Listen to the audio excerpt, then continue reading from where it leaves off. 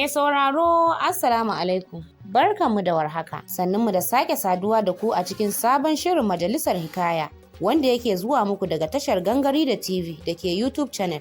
Tare kuma da sabon littafin mu mai suna Ina Ruwan Wani. Littafin marubuciya Jamila Umar Tanko. Littafin yana kunshe da faɗakarwa, ilmantarwa, gami da nishaɗantarwa. Tare kuma da fatan mai sauraro zaka ba mu aron kunnuwanka domin jin yadda labarin littafin nan zai kasance. Littafin ya fara ne kamar haka.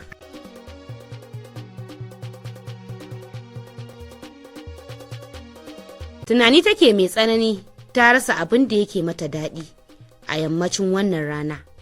Tana tsaye a jikin windon falonta tana kallon motocin da ke giftawa. Can ta saki labulen windon ta matsa daga jikin windon ta fara kai kawo daga farkon falon zuwa ƙarshensa. Daga ita sai ubangijinta su san yadda take ji a ranta. Ya latsa ƙararrawar da ke sakale a ƙofar shigowa har sau biyu sannan tunaninta ya dawo jikinta. Ta gane wane ne a bakin ƙofa. Ta ji da sauri ta leƙa ta 'yar hudar jikin ƙofar don ta ga kowaye. Sannan ta buɗe ƙofar da sauri ta tare shi da fara'a gami da dukawa ta karɓi 'yar jakar hannunsa ta yi masa sani da zuwa. Ya kalli abar ƙaunarsa ya murmushi ya amsa mata gami da tambayar lafiyarta. Ta wuce ɗaki da jakar shi kuma ya wuce kan dining table domin ya kwaso yunwa mai yawa. Yana zama ya kalli tsarin dining table ɗin sai abin ya bashi mamaki. Ba haka ta saba tsara masa ba. Yau lafiya kuwa ko plate ɗin zuba abinci da cokali bata kawo ba? Kai yau lalle akwai matsala, ya faɗa a ransa. Ya yi minti 5 a zaune yana jiranta bata fito daga ɗaki ba tun daga kai jaka. Mamani ya ƙwalla mata kira sannan ta fito da sauri. Yana kallanta tana kallonsa. Kowa na sauraron abin da ɗaya zai ce. Mamani ta duba Abdul Haris ta ce, "Ka kira ni?" Ya ce, "Oh, da ban kira ki ba za ki fito ba?" Ta yi ɗan murmushi, ta jawo kujera ɗaya za ta zauna. Sai ya nuna mata kan tebur. Ta yi minti 2 tana kallon tebur ba ta gane abin da yake nufi ba. Can kwakwalwarta ta tuno mata abin da babu. Ta dafa kirji ta ce, "La, ya ƙuri na sha'afa." Sannan ta fice kicin da sauri ta ɗauko plate da cokali ta kawo masa. Abdul Haris ya dubi Mamani wacce ta kasake tana tunani ya ce, "Baki ɗauko plate ɗin abincinki ba, ko yau ba za ki ci da ni ba." Ta yi ɗan murmushi ta ce, "Ba na jin yunwa, ka ci abin ka karka damu." Yana ci yana mata hira ita kuwa hankalinta ya tafi tunanin abin da yake damunta. Ba shakka yau wani abu yana damun Mamani. Abdul Haris ya faɗa a zuciyarsa. Ya dube ta ya ce, "Mamani me ke damunki ne yau? Me yake faruwa? Ina fatan ba ni na ɓata miki rai ba, don ban dawo da wuri ba." Ta murmushi ta ce, "Ba kai ba ne." Ya ce, "To waye ya ɓata miki rai?" Ta dube shi ta murmushi, ta yi fari da ido gami da sunkuyar da kai ƙasa kamar mai jin yunwa. Ta ɗan sosa bayan kunnenta. Shi ko ya ƙura mata ido cak yana kallonta yana kuma saurarenta da kunnuwansa duka biyu. Ya gyaɗa kai ya ce, "Ina sauraron ki, me yake daminki?" Ta fara da cewa, "Kamar yadda ka sanni, matsalar wani ma sai ta zama matsalata. Ko kuma in ce abin da bai shafe ni ba sai ya tsaya min a rai, ya zama min matsala a raina.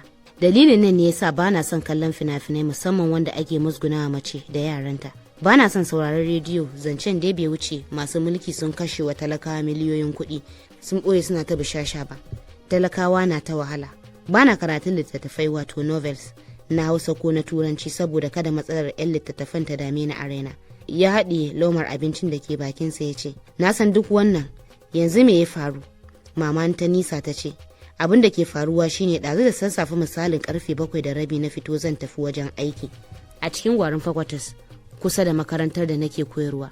Sai na hango taro da dandazon mutane mata da maza, yara da manya a gefen titi ana ta hayaniya. Kowa yana tsayawa da abin hawansa. Na gangaro a hankali wato slow da motata domin nima in ganewa idona wannan sabon al'amari. Sabon al'amari ne mana saboda yau shekara ta 1 cir ina koyarwa a makarantar nan ban taba haduwa da irin wannan hargitsi ba a hanyata. Abin da idanuwana suka nuna min shine wani mutum ne magidanci bahaushe yana ta wurgi da kayan matarsa a titi. Tana binsa tana roƙonsa ya yi haƙuri ita da 'ya'yanta guda 4 sai kuka suke amma tamkar ziga shi suke. Ganin haka ne masu wucewa suka tsatsaya suna taya matar nan ba shi haƙuri. Ana rirriƙe shi yana fusgewa yana shiga gidan yana kwaso kayanta yana zubarwa. Yadda ka san an watsa min rurrutacciyar garwashi a ƙahon zuciya haka na je. Wani zafin baƙin ciki ya dirar min. kafin ka ce kwabo hannuna da ƙafata sun ɗaukar karwa ba tare da na kula da inda na yi fakin da motata ba. A tsakiyar titi na fito da sauri na nufi wajensu. Kafin in ƙarasa mutumin ya ja hannun yaransa duka hudun ya danna su a cikin gida ya shiga ya tatse. Ya bar uwar yaran a durkushe a bakin kofa tana kuka tana masa magiya. Haka yaran suke kuka wiwi suna kiran mahaifiyarsu. Na ji wani zazzafan hawaye ya zubo min, musamman yadda na ga jikunkuna da akwatunan kayan matar a watsi a tsakiyar titi. Wasu ma cikin kwata jama'a suna ta magana suna tausayawa matar nan. Suna Allah wadai da halin miji irin wannan. Kasancewar kowa yana kan hanyar tafiya aiki ne sai kowa ya nufi abin hawansa. Kankace kwabo an watse. Na isa bakin kofar gidan da sauri na dafa kafadar matar sai ta juyo a sanye ta dube ni yayin da tsananin jan idanta ya firgita ni saboda tsananin kukan da take sharba. Ta yi caraf ta rike zani na tana roƙo na in roƙi mijinta ya bar ta zauna don 'ya'yanta. 'Ya'yana haka take ambata. Hankali na ya ƙara tashi na kwankwasa kofar da ƙarfin gaske duk da kukan yaran ya cika mana kunnuwa. Wata uwar tsawa da wani ashar na ji ya so kowa mai buga masa kofa. Ne shiru ina sauraron sa. Na tabbatar yau ran mutumin na ɓace yake matuka. Na shiga tunanin wannan matar kuwa mai taimasa. Na jingina a cikin kofar na ce, Malam dan Allah, dan Annabi ka yi haƙuri. Ni da kai da matarka duka musulmai ne. Ko mai taimaka ka zama mai afuwa da sassauci domin muna yi wa Allah laifi ya mana afuwa. Ban rufe bakina ba na ji an banko kofar gidan an wangale kofar da ƙarfi. Ni da matar muka yi tsalle muka matsa kada ya bige mu da kofa. Wata uwar harara ya wurgo mana mu duka. Sannan ya wurgo mana wata farar takarda. Hakika mun san bakin sako ne a cikinta. Ba zai wuce takardar saki ba. Ne caraf na cafke kafin in bude in karanta na yi wuf na tare kofar da yake shirin mayarwa ya rufe. Yana dannowa ina turawa da ƙarfi sai da na shiga cikin falon. Ya dube ni duba irin na tsana da takaici. Ya ce baiwa Allah ina ruwanki ne da shiga sha'anin gidana da iyalina. Kowa ya bada haƙuri ya gaji ya tafi keken nace har cikin gida. Me kike nema ne? Ko kuma haɗa baki kuka yi da ita ki zo ki nace ki ta bani haƙuri har sai na haƙura. Bari ki ji duk duniyar nan babu mahalukin da zai bani haƙuri in haƙura in zauna da Zahra'u a yau. Wallahi sai ta tafi. Ni da ita har abada. Idan kuwa na sake ganin kafarta a cikin gidana sai na nakasa ta. Ke ma ki fice ki bani waje ko ke wace ce ba zan haƙura ba. Na buɗe takardar na duba na ga ya rubuta saki ɗaiɗai har guda 3. Na dube shi na ce naji zan fita daga gidanka amma shawara ɗaya zan baka. Ko mai matarka taimaka kada kai mata saki 3 don Allah ka rage ko ɗaya ne. Ya sake fusata ya ce na gama zama da Zahra'u har abada don haka babu fa'idar in rage wani daga cikin sakin. Ki ƙara gaba baiwar Allah tun ina ganin ki da gashin kai. Na juya na nufi kofar fita a sanyaye zuciyata na ta suya kamar in kama shi da duka duk da har yanzu ban san me ya haɗa su ba amma cin mutunci da wulakancin yayi yawa. Na ji ba zan iya daurewa ba sai na juyo na dube shi. Bakin mugun ya harɗe kan kujera ya ɗora ƙafa ɗaya kan ɗaya ya sa yaran a gaba ya ce su riƙe bakinsu kada ya ƙara jin kukan wani daga cikinsu. Sai hawaye sharshar daga idanunsu yake ta kwaranya. Na kalli bakin ƙofar na ga mahaifiyarsu ta ɗora hannu a ka ta kasa cewa komai sai hawaye. Tana da durƙushe. Uƙuba ta yi uƙuba ta rasa yadda za ta yi da ranta. Na dubi wani ƙaton hotonsu wato lamination a sakale ita ce da shi da yaransu duka suna dariya a hoton. Sai hawaye ya zubo min. Na ce masa ko mai matar nan taimaka. Ka yi kuskure babba wajen yanke hukunci kai tsaye irin wannan. Ka yi tunani sosai don kar kai nadama da dana sani nan gaba. Ka dubi matar nan yadda take kuka za ta rabu da yaranta. Haka yaran suna kuka suna kiran mahaifiyarsu. Ka raba su da ƙarfin tsiya. Kar ka manta da tsantsar soyayya da ke tsakanin uwa da ɗanta. Ta fi kowace irin soyayya da ka sani a duniya. Na fice daga falon ina sharɓe hawaye. Ya taso a fusace ya ci da ni. Me take yi wa yaran nata? Ciyarwa ko shayarwa ko kuma sutura? Ba dai sunan ta haife su bane? Idan ta tafi mutuwa za su yi? Rai za ta ba su ko lafiya? Zara ta ce da shi, Hamza ka yi haƙuri, ka san ba ni da uwa ba ni da uba. Ba inda zan je yanzu. Cikin kakkausar murya ya ce, ina ruwan wani? Ki mutu mana. Ya ja ƙofar gidansa ya datse, ya gyara labule ya zuge. Ya bar ni da ita a tsaye a ƙofar gidan muna hawaye. Ba an kara ba na ji an fusgo takardar hannuna. Ta buɗe tana karantawa da sauri. ko ta ga abin da ya rubuta sai ta zube gaba ɗaya a ƙasa, ta buɗe sabon shafin kuka da ihu. Na dube ta cikin tausayawa na ce, Zara, ihu da kuka da neman taimakon wani mutum ba zai fishe ki ba, ba wanda zai iya yi miki wani abu ko fitar da ke daga kunci a duniya sai Allah. Me zai hana ki tattara lamuranki gaba ɗaya ki miƙa wa Ubangijinki, ki nemi afuwarsa da sassauci da kuma neman musanye da wanda ya fi Hamza. Allah ya duba miki 'ya'yanki ya kare su daga wahala da maraici, su yi rayuwa kamar kina nan a cikin izininsa. Sai Zara ta fara sassautawa da kukan da take ta barkawa. Daga dukkan alamu shawarata ta fara shigarta. Na ci gaba da cewa duk lokacin da bala'i ya tunkaro ki, kada ki manta da kalmar inna lillahi wa inna ilaihi raji'un. Zara ba ta da wata dabara ko zaɓi a yau, sai ta fara faɗar inna lillahi wa inna ilaihi raji'un. Na je na buɗe but ɗin motata, na dinga kwaso kayanta ina zubawa a ciki. Waɗanda suka yi ƙura a cikin ƙasa na karkaɗe na linke mata, waɗanda suka zube a kwata na tsame na ɗauraye su a famfo da yake ƙofar gidan, na matse su sosai na ɗaure mata a leda, na kamo hannunta na saka ta a mota, sannan na shiga na tuƙa muka tafi. Babu abin da Zara take sai waiwayen gidan, yayin da sabon kuka ya balle mata, ta ciji yatsanta har kamar za ta guntule shi, ta girgiza kai, ta yi ajiyar zuciya mai ƙarfi, yayin da ta ci gaba da huci kamar mai nemo numfashi da yake shirin ɗauke mata. Na duba Zara cike da tsananin tausayi, babu taimakon da zan iya mata wanda ya wuce wanda ne mata a yanzu. Hamza take so da yaranta, Hamza ya ƙi ta ya kore ta, ya yi mata saki 3, yadda ma aurensa zai haramta gaba ɗaya.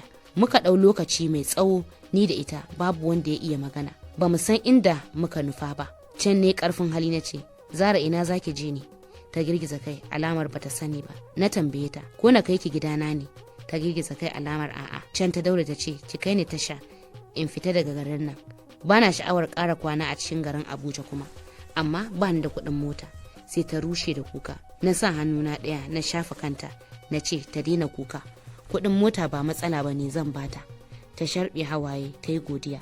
Na sake tambayar ta, ina ne garinku? Ta amsa min da cewa Funtuwa ne garinmu, can jihar Katsina. Amma tambaya ta ƙarshe na yi juyin duniyar nan ta ƙi ta amsa min, sai hawaye shar yake ta kwaranya daga idanunta. Da na ce me dalilin da mijinki ya miki wannan wulakancin, me kika yi masa haka? Shiru babu amsa.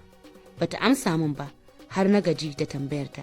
Ba ɓoye min ta yi ba, tana so ta faɗa min kukan takaici ya hana ta magana. Muka isa tasha, bayan na saka ta a motar garinsu, ita da kayanta, na biya mata kuɗin motar, sannan na bata kuɗin da za ta riƙe ta ci abinci a hanya. Ina tsaye a bakin windon motar, ina sake bata haƙuri da shawarwari game da sake tambayarta makasudin abin da ya haɗa ta da mijinta, amma bata iya faɗa min ba, sai kuka take. Har motar ta cika suka ja suka tafi, tana ɗaga min hannu tana ta godiya, ni ma ina ɗaga mata hannu har na daina ganin motarsu. Sannan ni ma na shiga tawa motar na nufi makarantar da nake koyarwa. Yau da ɗalibai da malamai abokan aiki sun kasa gane kaina, domin na yi ni cike da damuwa. Haka kuma bayan na dawo gida a daddafe na dafa maka wannan abincin, zancen zuciya ya min yawa, musamman rashin sanin takamaimai abin da Zara ta yi wa Hamza. Abdulharis ya shiru na ɗan lokaci yana tausaya wannan baiwar Allah. Can ya girgiza kai ya dubi matarsa ya ce, kai wannan abin tausayi da yawa yake. To me ta masa haka? Mamani ta girgiza kai ta ce, shi ne na so na je, amma abin ya ci tira. Ni ma na yi takaicin rashin sanin makasudin abin da ya haɗa su. Ƙarshen laifi dai a ce ya kama ta da kwarto a ɗakinta, wanda bana tunanin wannan ne. Ko ma dai menene, duk wanda ya rufa wani asiri, Allah zai rufa masa. Bai dace a ce ya tara wa matarsa uwar 'ya'yansa mutane a titi ba, ana kallanta, yana duka yana mata watsi da kaya. Ta sirnano da hawaye daga idanunta ta ci gaba da cewa, mata suna shan wahalar aure a wannan zamani, musamman matan Hausawa. Na rasa yadda zan yi in fitar da waɗannan matsalolin da na karanto a cikin al'umma kuma in yi gyara. Gyararraki ba ɗaya ba, ba biyu ba, ba uku ba al'umma suke bukata. Na rasa yadda zan yi in faɗa a gane yadda za a gyara matsalolin da suka addabe mu.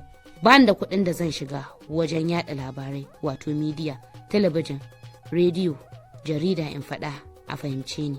Shi ne yasa nake ta gudun karantawa ko sauraron matsalolin wasu. Sai kaga abin ya zauna a raina yana damuna, gashi ba yadda zan ba da shawara a gyara. Ban ce duka ba, yawancin mazan Hausawa ba su san darajar matansu ba, suna da mummunar fahimta akan zamantakewar aure. Abin da suka zuƙa suka fesa a zuciyoyi shine a addinance an ce mace ta ba mijinta sau da kafa, ta masa biyayya, domin aljannata tana ƙarƙashin tafin kafar mijinta, sai ya ɗaga za ta shiga. Sai suka yi amfani da wannan dama suka ɗauki mace kamar baiwarsu. Mace bata isa ya mata laifi ya bata haƙuri ba, bata isa ya lallashe ta ba, bata isa ya wasa da dariya da ita ba, sai kyara, tsawa, tsangwama da baƙar magana. Tana fara haihuwa kuma sai a sake a raba ta da 'ya'yanta, ta shiga layin zawarci da aure-aure. Wasu mazan ta rarraba 'ya'ya, duk haka ya fi yawa a ƙasar Hausawa. Buɗar bakin Abdulharis ke da wuya sai ya ce wa matarsa, me zai hana ki zama marubuciya? Me zai hana ki fara rubutu? Ki dinga wayarwa kina faɗakarwa yadda saƙon da kike so ki aika zai sadu da waɗanda kike yi domin su. Mama ni na yadda da basirarki da zurfin tunaninki. Za ki iya wallafa littafi mai ma'ana da faɗakarwa ga al'umma. Maman ta tuntsire da dariya ta girgiza kai ta ce da mijinta, ya habibi wato masoyina, kar ka tarko min aiki. Ba zan iya zama marubuciya ba. Ta ina zan fara rubutu? Ni da ban taɓa karanta littafin Hausa ba. Me zan rubuta wa makaranta? Ya ce marubuta da mawaƙa gaba ɗaya baiwa ce wato talent wanda ba a makaranta ake koyawa ba. Sai wanda Allah ya zaɓa yake ba wa irin wannan baiwar. Za ki iya zama marubuciya. Ya habibti, marubuciya mai basira kuwa, domin ilimin da kike da shi zai sake fito da rubutunki. Duk wanda ya karanta zai san kina da ilimi fiye da wasu marubuta. Ta sake tuntsirewa da dariya.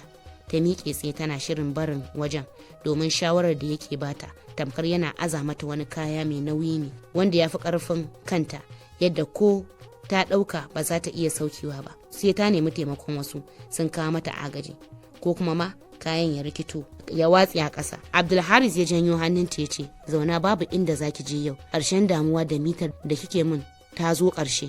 Ko a rediyo kika ji labarai ki dinga damuna da magana kina jaje kina faɗa. Ga hanya mafi sauƙi, idan kin ga matsala ki ɗauko biro da littafi ki rubuta, sannan ki faɗi mafita. Ki ba da shawara akan ma'aurata, tarbiyyar yara, sannan ki taɓo 'yan kasuwa, 'yan boko da uwa uba, shugabanni, 'yan siyasa. Abdulharis ya nisa ya ci gaba da cewa, na yarje miki, na amince, na lamince miki ki fara rubutu. Zan taimaka miki da jikina da dukiyata, shawarwari da gudunmuwa idan za ki buga littafi, saboda rubutu ya dace da ke. Zan kula da ke a harkar rubutunki yadda kike kula da ni. Zan taimake ki a harkar kamar yadda kike taimako na a zamantakewar aurenmu. Amma fa sai kin ji a ranki kina so. Kuma idan za ki iya, sai dai kafin ki zama marubuciya ya kamata in zano miki dokokin rubutu. Sai kin kiyaye, sannan za ki zama karɓaɓɓiyar marubuciya ga al'umma. Maman ta shiru ta zirawa mai gidanta ido tana sauraron sa. Ta fara gamsuwa da shawarwarin da yake bata.